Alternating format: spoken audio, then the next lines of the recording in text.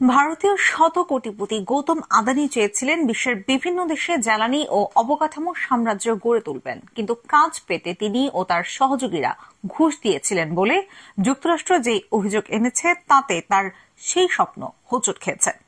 বিশ্লেষকরা অবশ্য মনে করেন গৌতম আদানি আরও একবার ঘুরে দাঁড়াবেন। বার্তা সংস্থা এএফপি জানায়, গত বুধবার নিউ ইয়র্কে গৌতম আদানি ও তার সহযোগীদের অভিযুক্ত করা হয় ঘুষ দেওয়ার অভিযোগে। এতে বলা হয়, লোভনীয় সরকারি কাজ পেতে তারা $25 কোটি বেশি ঘুষ দিয়েছেন। এরপর তার কোম্পানির শেয়ার বিক্রির ধুম পড়ে যায়। কয়েক ঘন্টার মধ্যে ভারতের বিরোধী দলীয় নেতা রাহুল গান্ধী গৌতম আদানিকে গ্রেপ্তার করার দাবি জানান। অন্যদিকে কেনিয়ার প্রেসিডেন্ট উইলিয়াম রুটো আদানি গোষ্ঠীর সঙ্গে করা বিমানবন্দর ও বিদ্যুৎ সংক্রান্ত চুক্তি বাতিল করেন।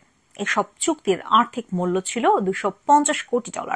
আদানি গ্রুপ তাদের বিরুদ্ধে আনা অভিযোগ ভিত্তিহীন বলে নাকচ করে দিয়েছে। তবে কর্পোরেট সুশাসন বিষয়ক পরামর্শক প্রতিষ্ঠান ইনগভ রিসার্চ সার্ভিসেসের প্রতিষ্ঠাতা শ্রীরাম সুব্রামানিয়াম মনে করেন, মার্কিন ওই অভিযোগের বড় ধরনের তাৎপর্য রয়েছে। তিনি বলেন, তারা আপিল করবে কিংবা নিষ্পত্তি করার চেষ্টা করবে, তবে এটি তাদের সুনাম ও কর্পোরেট সুশাসনের উপর বড় একটি আঘাত। গৌতম আদানির উত্থান হয়েছে অনেকটা রকেটের গতিতে। একসময় তিনি বিশ্বের দ্বিতীয় ধনী ব্যক্তি ছিলেন, কিন্তু বিতর্ক তার পিছ ছাড়ছে না। অভিযোগ রয়েছে যে হিন্দু জাতীয়তাবাদী প্রধানমন্ত্রী নরেন্দ্র মোদীর সঙ্গে তার ঘনিষ্ঠ সম্পর্কের কারণে তিনি সুবিধা পেয়েছেন। এর আগে মার্কিন short seller company Hindenburg Research আদানির বিরুদ্ধে জালিয়াতির অভিযোগ এনেছিল। 2023 সালে হিন্ডেনবার্গের আনা ওই অভিযোগের পর আদানি গোষ্ঠীর বাজার মূলধন $15,000 কোটি কমে যায়। উইলসন সেন্টারের দক্ষিণ এশিয়া বিষয়ক পরিচালক মাইকেল কুগেলম্যান বলেন, আদানির যে যোগাযোগ রয়েছে তার বলে তিনি পুরনো অবস্থানে ফিরে আসতে সক্ষম। গতবারে আমরা সেটা দেখেছি। গৌতম আদানি নানা খাতে তার সাম্রাজ্যের বিস্তার করেছেন। কয়লা থেকে শুরু করে বিমানবন্দর, সিমেন্ট ও গণমাধ্যমে তার বিনিয়োগ রয়েছে। তার স্বার্থ ছড়িয়ে ছিটিয়ে রয়েছে Australia, Bangladesh, Bhutan, Israel, Sri Lanka, Tanzania ও নেপালে। তবে মাইকেল কুগেলম্যান মনে করেন, এবার আদানির চ্যালেঞ্জ নজিরবিহীন। তিনি বলেন, আপনি যদি মার্কিন বিচার বিভাগের মাধ্যমে অভিযুক্ত হন তাহলে তার গুরুত্ব ও গভীরতা একেবারেই অন্যরকম। এখন তিনি যার মুখোমুখি হয়েছেন তার তুলনায় হিন্ডেনবার্গের অভিযোগ তেমন কিছুই ছিল না। ঘুষের এই অভিযোগ মূল বিনিয়োগকারীদের জন্য একটি বিশাল বাধা। এরই মধ্যে দাবি উঠেছে যে বড় প্রকল্পগুলো নিরীক্ষা করে দেখা হোক। প্রতিবেশী দেশ শ্রীলঙ্কায় আদানি গ্রিন এনার্জি $44 কোটি 20 লাখ একটি বায়ু বিদ্যুৎ প্রকল্পের বিরোধিতাকারী চুক্তিটি স্থগিত রাখার দাবি জানিয়েছেন। ভারতের সবচেয়ে বড় সমুদ্র বন্দর পরিচালনাকারী কোম্পানি হল আদানি।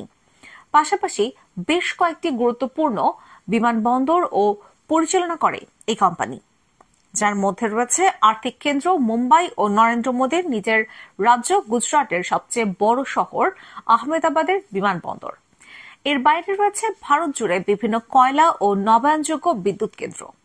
যুক্তরাষ্ট্রে যাদের বিরুদ্ধে অভিযোগ আনা হয়েছে তাদের মধ্যে রয়েছেন গৌতম আদানির ভাইয়ের ছেলে ও কোম্পানির পরিচালক সাগর আদানি। গত অক্টোবরে তিনি এএফপিকে বলেছিলেন যে আদানি গ্রুপের সঙ্গে মোদী সরকারের কোনো রাজনৈতিক যোগাযোগ নেই। মুম্বাই ভিত্তিক বিশ্লেষক হেমেন্দ্র হাজারি বলেন, আদানি গোষ্ঠী অবকাঠামো নির্মাণের জগতে অনেকটাই নতুন এসেছে এবং তাদের পেছনে আছেন বড় বড় বিনিয়োগকারী। তিনি আরো বলেন, আদানি গ্রুপের সীমিত ব্যবস্থাপনা সক্ষমতা ও অভিজ্ঞতা থাকার পরও এই বিনিয়োগকারীরা টাকা ঢেলেছেন, কারণ তারা মনে করেছেন তারা লাভ করবে। হেমেন্দ্র হাজারি বলেন, যে কোনো স্বাভাবিক বাজার অর্থনীতিতে এই বিনিয়োগকারীরা হয়তো এমনভাবে বিনিয়োগ করতেন না। তিনি জানান, আদানির ঋণের একটি উল্লেখযোগ্য অংশ এসেছে ব্যাংক, প্রাতিষ্ঠানিক বিনিয়োগ প্রতিষ্ঠান সহ বিদেশি উৎস থেকে। এখন থেকে পুরো প্রক্রিয়া ধীরগতি হয়ে পড়বে।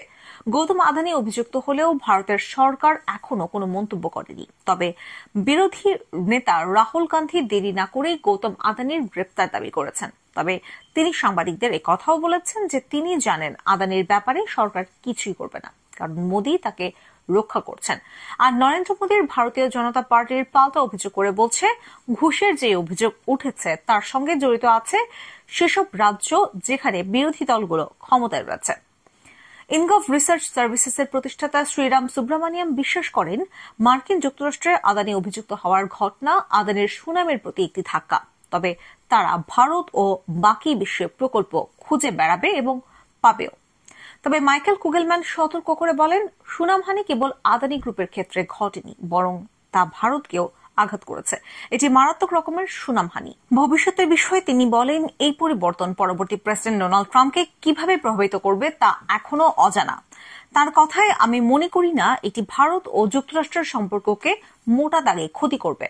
মাইকেল কুগেলম্যান অবশ্য এও মনে করেন যে ট্রাম্প হয়তো আদানির মতো একজন কৌশলী ব্যবসায়ীকে অনুকূলভাবে দেখতে পারেন, কিংবা তিনি এই ঘটনাকে আরো অনুকূল শুল্ক নীতির স্বার্থে ব্যবহার করতে পারেন।